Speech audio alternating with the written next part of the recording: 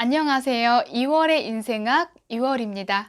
오늘은 인간관계로 많이 지치신 분들을 위해서 이야기를 또 나눠보려고 합니다. 인간관계는 우리에게 많은 에너지를 주곤 합니다. 우리는 태어났을 때부터 죽을 때까지 인간관계를 맺는데요. 처음에 태어나서 부모님을 만나고 또 친구를 만나고 그리고 직장 상사를 만나고 나중엔 자식을 만나기도 합니다. 이런 인간관계는 우리에게 크나큰 결실로도 다가오기도 하고 귀인으로도 다가오기도 합니다. 하지만 이렇게 좋은 인간관계가 있음에도 인간관계에 큰 상처를 받아서 혼자 있는 것을 더 좋아하시는 분들이 계시고 인간관계에 등을 돌리시는 분들도 참으로 많습니다. 흔히 그런 분들을 히키코모리라고 이야기를 하곤 합니다. 이렇게 별명을 지어주고 문제 있는 사람이라는 인식을 주기도 합니다. 하지만 이들은 인간관계 안에서 상처를 많이 받았기 때문에 사람들에게 많이 지친 사람들입니다. 우리는 몸이 힘들면 휴식을 취합니다. 마찬가지로 인간관계에서도 휴식은 필수입니다. 하지만 이런 휴식이 길어지게 되고 그것이 내가 삶을 살고 있는 그런 환경에 부정적인 역할을 주게 되면 그때부터 문제가 생기기도 합니다.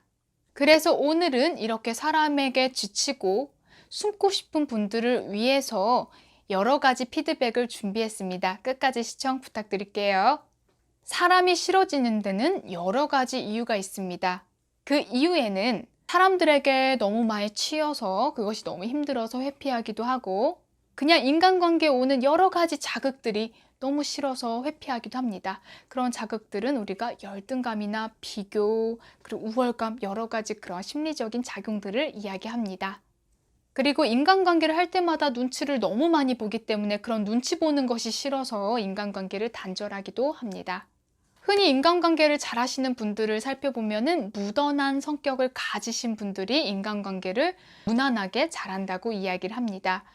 무던한 성격이기 때문에 어떠한 자극이 와도 무던하게 받아들이는 힘이 있습니다. 요즘에는 예민함이라는 것들 그리고 인간관계 우울이라는 테마로 여러 가지 책들과 여러 가지 컨텐츠들이 많이 쏟아지고 있습니다. 예민함을 가지고 있어서 그리고 자존감이 낮아서 인간관계가 힘들다라는 이야기를 합니다.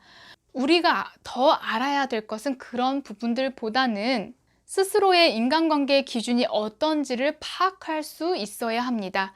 스스로를 잘 알기 위해서는 스스로를 파악하는 질문들과 그리고 성찰이 필요한데요. 우리는 사실 그러한 것들을 파악하기 이전에 인간관계를 맺고 그런 것들을 흐름을 타서 스스로에 대해서 탐색을 해야지 스스로를 더 잘 알 수 있듯이 인간관계에 어떤 기준이 있는지 같이 살펴봐야 합니다. 그래서 나에게 맞는 인간관계가 어떠한 인간관계인지 그리고 어떠한 인간관계를 맺었을 때 가장 마음이 안정적인지도 살펴봐야 되는데요. 첫 번째는요, 나는 몇 명의 사람들을 포용할 수 있는 그릇이 있는지 그 그릇을 탐색해야 합니다. 사람마다 사람을 포용할 수 있는 그릇의 크기와 색깔이 다 제각각입니다. 어떤 사람은 소수의 인간관계를 맺었을 때 조금 더 안정적이고 편하다라는 이야기를 하시고요. 또 다른 분들은 다수의 인간관계를 맺었을 때 가장 평화롭고 좋다고 이야기를 합니다.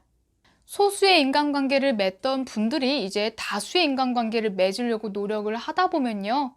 그것이 오히려 조금 더 큰 스트레스로 다가오기도 하고 또 그런 관계 안에서 또 여러 자극을 받으면서 상처를 받게 되기도 합니다. 그래서 무리하게 그릇을 넓히려고 하는 것은 오버페이스가 될 수 있기 때문에 인간관계 안에서의 내 그릇의 상태와 그 그릇의 크기를 잘 확인을 해야 합니다. 그리고 그런 오버페이스나 혹은 그런 환경에서 어떻게 대처해야 되는지도 잘 파악해야 합니다. 두 번째는요, 스스로가 바라봤을 때 인간관계에서 어떤 기준이 적용되고 있는지를 살펴봐야 합니다. 친구는 이렇게 해야 된다 라는 기준이 있을 수가 있고요. 혹은 상사는 이래야 한다, 부모는 이래야 한다. 그런 기준을 누구나 조금씩 가지고 있습니다. 그것이 환경에 의한 기준일 수가 있고 개인에 의해 적용되는 기준일 수가 있습니다. 그 기준이 높게 적용되고 있는지를 확인을 해야 합니다. 그래서 친구라면 당연히 내가 힘들 때 달려와 줘야 되는데 라는 기준이 만약에 있게 된다면 내가 힘든 상황에서 친구가 달려오지 않게 되면은 그런 친구는 나한테 필요 없어 라는 생각이 자동화된 사고로 들어오게 됩니다. 그 기준이 객관적인지를 확인하는 객관화 작업이 필요하고, 그런 기준들이 있다면 그런 기준들이 또 어떻게 작용되고 있는지도 살펴봐야 합니다. 세 번째입니다. 세 번째는 타인의 평가와 말을 지나치게 민감하게 받아들이지 않는지에 대한 여부를 파악해야 합니다.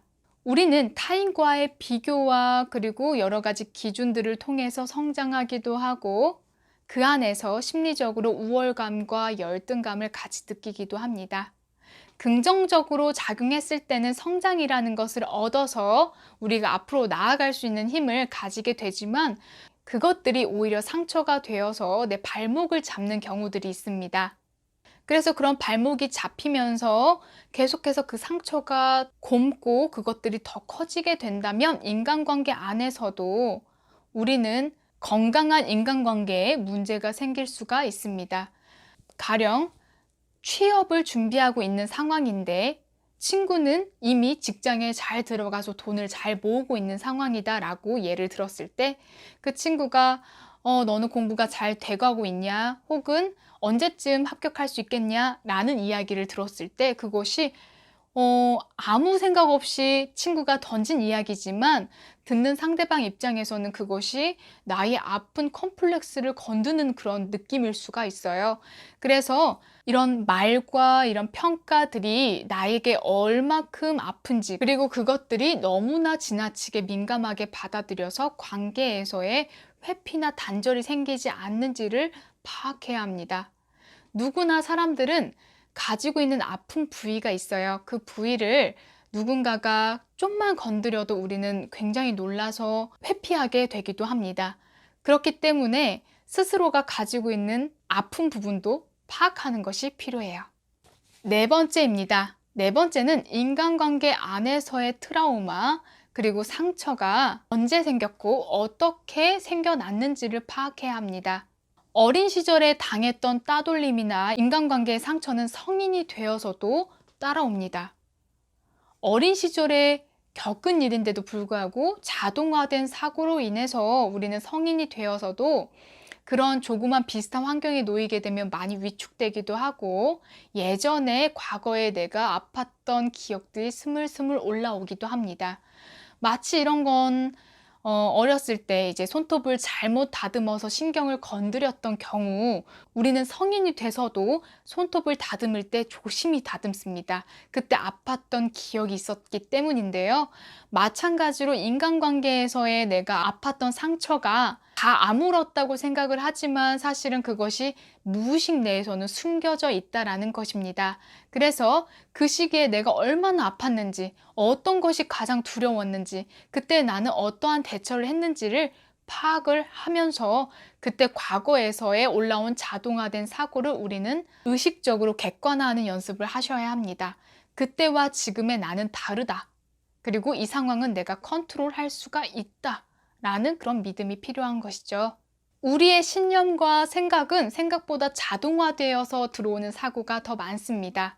그래서 필터 없이 바로 들어오는 생각과 바로 드러나는 감정으로 나오게 되는데요. 그러한 사고를 재정립하는 것은 상담을 통해서도 가능합니다. 오늘은 인간관계로 지치신 분들을 위해서 영상을 제작했습니다. 영상을 보시고 재밌으셨다면 구독과 좋아요 부탁드릴게요. 감사합니다. 2월이었습니다.